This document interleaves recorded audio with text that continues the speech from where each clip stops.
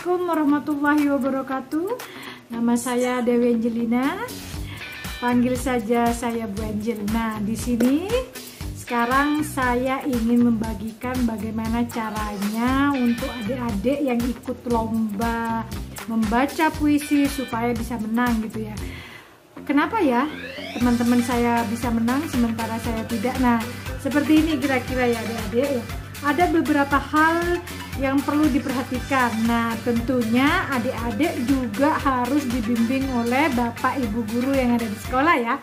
Oke, kira-kira ada hal apa saja yang harus diperhatikan sebagai bahan untuk latihan?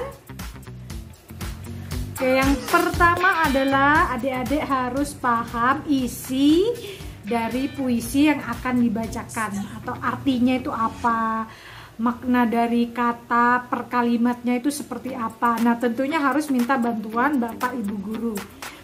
Kemudian yang kedua adalah artikulasi. Jadi pada saat membaca puisi adik-adik harus jelas artikulasinya. Misalnya seperti ini nih. Yang jelas ini ya.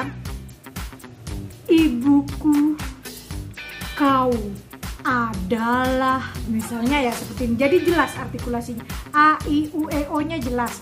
Kemudian kalau nggak jelas itu ya beribet gitu loh ya. Oke, artikulasi memang harus jelas supaya penonton dan dewan juri itu paham dengan apa yang dibacakan oleh adik-adik. Selanjutnya ada penekanan pada saat adik-adik membacakan puisi. Misalnya jika kita membacakan puisi yang penuh semangat misalnya ya, ada kata-kata yang perlu ditekan, ada juga yang tidak. Nah, itu yang perlu adik-adik paham. Tapi secara keseluruhan teks puisi tidak dibacakan selalu penuh semangat, tidak harus gitu kan. Itu sesuai dengan teks masing-masing ya, teks yang akan dibacakan oleh adik-adik. Jika di bagian penekanan pada saat membaca puisi ini sudah tersampaikan, maka di situ nanti akan nyambungnya ke penghayatan, penjiwaan, emosi kita pada saat membacakan puisi. Nah, ini juga hubungannya dengan dinamika. Secara keseluruhan memang teks puisi tidak harus dibaca keras atau volume yang tinggi, semuanya pasti ada naik turunnya lah. Ada yang dibacakan rendah, ada yang dibacakan santai, ada yang dibacakan pelan, penuh semangat, dan yang lainnya. Itu yang perlu diketahui oleh adik-adik ya. Untuk selanjutnya adalah gestur.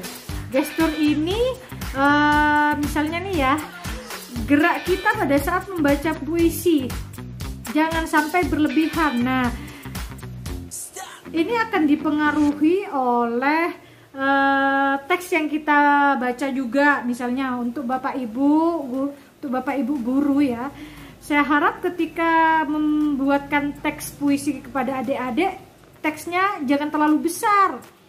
Adik-adik kan masih kecil ya, aja teksnya normalnya pakai kertas seperti inilah gitu ya.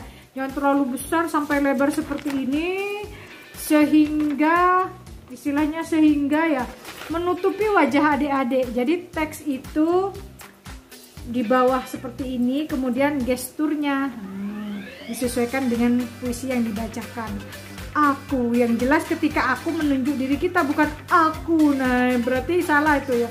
Oke. Nah, selanjutnya pada saat membaca adik-adik jangan sampai menutup wajahnya ya. Teksnya nih ditutup seperti ini, nggak kelihatan dong, ciluk ba gitu kan. Nah, jangan sampai seperti itu. Kemudian teks juga sesekali dibaca, karena membaca puisi tidak harus dihafal, tetapi prosesnya memang karena sering dibaca untuk proses kepenghayatan, lama-kelamaan puisi yang kita baca berkali-kali itu jadi hafal ya. Tetapi tetap harus bawa teks, karena bukan monolog. Kalau monolog harus lepas teks ya, harus lepas teks, harus menghafal. Nah, oke, selanjutnya apa adik-adik? Selanjutnya mimik, ekspresi dari pembaca puisi. Jadi kalau puisi yang kita bacakan sedih, kita harus sedih, ekspresinya harus sedih. Kalau bahagia harus bahagia, tersenyum. Kalau misalnya penuh semangat juga harus semangat gitu kan. Nah, itu ekspresi. antara penghayatan, intonasi, dan ada lagi yang vokal. Ya, jadi vokal itu sangat penting adik-adik. Kenapa? Karena ketika vokal kita rendah, meskipun ekspresi kita bagus, kemudian gestur bagus, vokalnya rendah, tidak terdengar, maka teks yang ingin disampaikan, yang dibaca oleh adik-adik tidak bisa didengar dan tidak tersampaikan. Otomatis penonton dan juga dewan juri bingung, ini ngomong apa ini gitu kan. Nah, maka vokal, suara adik-adik harus keras gitu ya, harus lantang, disesuaikan dengan teks yang dibaca juga. Nah, untuk vokal, nah karena ini lomba puisi, tetap diperbolehkan untuk memakai mic. Jadi layaknya adik-adik itu mengikuti lomba puisi di atas panggung secara tatap muka, secara langsung, yang disaksikan oleh dewan juri dan penonton. Jadi Bapak Ibu guru boleh dong memberikan mic di depan adik-adik ya. Jangan sampai mic-nya itu disembunyikan di bawah kaki. Nah, itu nggak terdengar, vokal adik-adik tidak akan terdengar. Maka mic tuh boleh seperti lomba pidato, mic-nya boleh ditaruh di depannya ya, asalkan tidak mengganggu adik-adik peserta pada saat membaca puisi. Oke, seperti itu kan ya Bapak Ibu. Nah, maka suara bisa lebih lantang daripada mic-nya diletakkan di bawah, misalnya disembunyikan. Itu sangat tidak apa-apa sekali, meskipun kita hanya mengirim video gitu kan. Nah, oke, yang perlu dipahami, karena ini lomba membaca puisinya online, mengirim video, maka Bapak Ibu guru yang mendampingi, yang membimbing adik-adik, diharapkan pada saat take video, kamera HP landscape ya. Jadi memanjang gitu ya, bukan berdiri seperti ini, bukan potret. Karena jika diupload kemudian diupload diunggah di YouTube, maka akan lebih lebar gitu loh gambarnya ya. Nah, itu hanya sekedar tambahan saja bagi lomba-lomba online gitu kan, membaca puisi secara online gitu kan. Kemudian ada lagi di awal atau permulaan video dan akhir, tolong diberikan hal pemanis gitu loh. Awalan misal memperkenalkan nama, kemudian diberikan musik, kemudian di akhir juga diberikan musik. Nah, apakah itu menjadi nilai tambah, poin penting bagi peserta? Iya, akan mendapatkan nilai tambahan gitulah.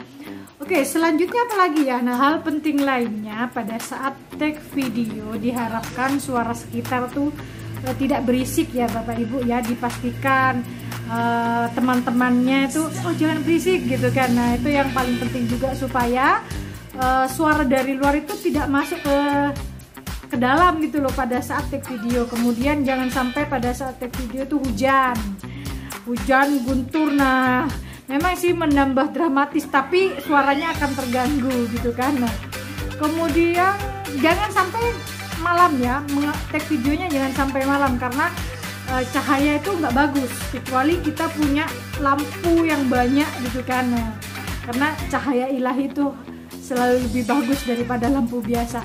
Nah, ini juga yang paling penting. Nah, hal penting lainnya pada saat membacakan puisi juga harus diiringi musik.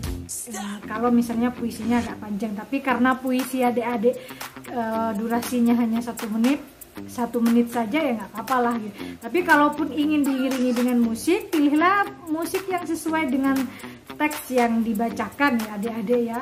Tidak berlebihan, tapi juga suara musiknya itu tidak melahap vokal adik-adik, artinya tidak lebih keras volumenya dari vokal peserta gitu ya Bapak Ibu yang saya hormati. Nah, yang lainnya yang paling penting adalah dukungan pihak sekolah dan tentunya Bapak Ibu guru yang ada di sekolah.